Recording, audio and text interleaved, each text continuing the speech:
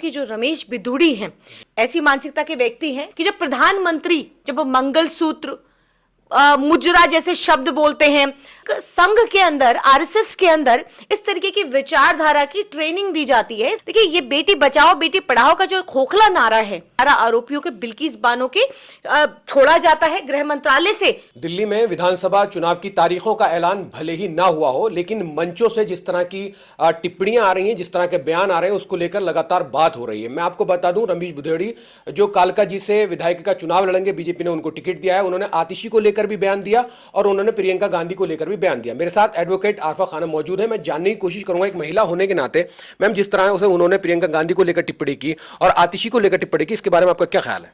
देखिए, सबसे पहले तो ये बताना चाहती हूँ कि जो रमेश बिधूड़ी हैं ये ऐसी मानसिकता के व्यक्ति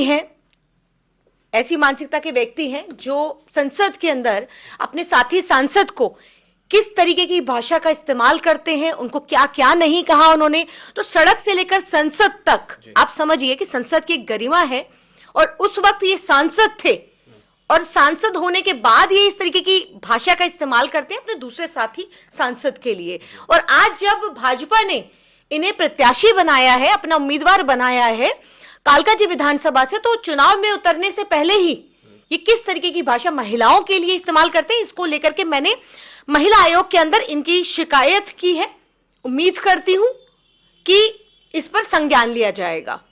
देखिए, जहां तक रमेश बिधूड़ी और तमाम भाजपा के नेताओं की बात है, तो आपको याद होगा कि जब प्रधानमंत्री जब चुनावी सभाओं में जब मंगलसूत्र मुजरा जैसे शब्द बोलते हैं, आपको ये भी याद होगा कि किस तरीके से अभी जो राज्यसभा सांसद सोनिया गांधी जी के लिए, श्रीमती सोनिया गांधी जी के लिए जो शब्द इस्तेमाल करते हैं वो कैसे शब्द थे, जर्सी गाय जैसे शब्द कहे गए, बार डांसर कहा जाता था उन्हें कांग्रेस की विधवा तक कहा गया, 50 लाख की गर्लफ्रेंड शशि थरूर जी की धर्मपत्नी को कहा गया।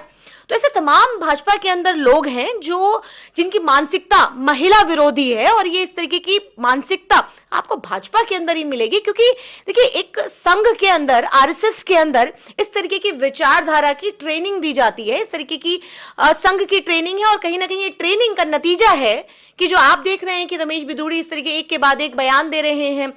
और इसके बाद अगर मैं बात करूं कि सिर्फ रमेश बिधूड़ी नहीं बल्कि एक के बाद एक आप अगर देखेंगे कि तमाम वो लोग जो नफरत की राजनीति करने वाले लोग हैं, भाजपा के अंदर तमाम लोग हैं। और सबसे बड़ी बात यह है कि जब ऐसे लोगों पर कोई शिकंजा नहीं कसा जाता, ऐसे लोगों पर कोई कार्यवाही नहीं होती, तो जाहिर है एक के बाद एक बयान आना ये आप कह सकते हैं कि आप ये बिल्कुल आएंगे इस तरीके के बयान। भाजपा के अंदर इसी चीनी चीजों का चलन है और यही भाजपा के अंदर नफरत की राजनीति और महिला विरोधी ये जो राजनीति करते हैं, ये उसी का नतीजा है। मैं जानना चाहता हूं कि जिस तरह से लगातार विरोध हुआ उनके स्टेटमेंट को लेकर, उन्होंने माफी मांगी, उनकी माफी को कैसे देखते हैं? नहीं, देखिए, कोई माफी नहीं मांगी, बल्कि हम ये कह रहे थे कि जितने भी भाजपा के अंदर जितने भी इनके शीर्ष नेतृत्व की बात करें या हम उन तमाम नेत्रियों की बात करें, जब राहुल गांधी जी के किसी भी उनको विरोध करना होता था राहुल गांधी जी का, तो किस तरीके से महिला नेत्रियां संसद के अंदर परेड करती हुई नजर आती थी। आज बताइए ना, महिला सम्मान की जब बात आई है, बात प्रियंका गांधी जी की नहीं है, बात है महिलाओं की, बात है आधी आबादी की, देश की। जिस तरीके से रमेश बिधूड़ी प्रियंका गांधी जी के लिए जो शब्द बोलते हैं, कि पूछना चाहती हूं क्या अपने घर की माँ, बहन, बेटी, बीवी या किसी भी ऐसी अपने घर की महिला के लिए इस तरीके के शब्द इस्तेमाल करेंगे? और शीर्ष नेतृत्व, जो कि मैं उनसे उम्मीद तो नहीं करती ज्यादा, लेकिन फिर भी पूछना चाहती हूं कि क्या ऐसे जो कुत्सित मानसिकता के जो व्यक्ति हैं, क्या इन पर कोई कार्यवाही होगी? और मैं ये समझती हूं कि देखिए, आज तक जिस तरीके से उनके नफरती बयान आते रहे हैं और तमाम लोगों के नफरती बयान आते रहे हैं, देखिए, ये बेटी बचाओ बेटी पढ़ाओ का जो खोखला नारा है, ये ऐसा नारा है कि जो कहीं ना कहीं इनकी खुद की मानसिकता को दर्शाता है कि तमाम वो लोग जो बेटी बचाओ बेटी पढ़ाओ बेटी बचाओ की बात कहां से देश के प्राचीर जब तिरंगा फहराते हैं तो उस वक्त करते हैं। प्रधानमंत्री जी की बात कर रही हूं कि वो कहते महिला सम्मान की बात करते थे, लेकिन उसके बाद तभी किस तरीके से 11 आरोपियों के बिल्किस बानो के छोड़ा जाता है गृह मंत्रालय से, उनको छोड़ा जाता है और फिर उसके बाद किस तरीके से फूल माला पहना करके और मिठाई खिला करके स्वागत किया जाता है। ये भी इसी देश में देखा। बीएचयू के तीन चार छात्रों को जब छोड़ा जाता है, उनको जमानत मिलती है, तो किस तरीके से केक काटा जाता है, फूल माला, और ये कहा जाता है कि भगवा स्वागत उनका किया जाता है। तो जाहिर है ये मानसिकता भाजपा के अंदर है और इस तरीके से आप ये इस बात का अंदाजा लगा सकते हैं कि कितना आप भाजपा जो है वो कहीं ना कहीं महिला विरोधी है, किस तरीके की मानसिकता है, और उनसे आप किसी भी प्रकार की माफी की, तलाफी की आप उम्मीद नहीं कर सकते।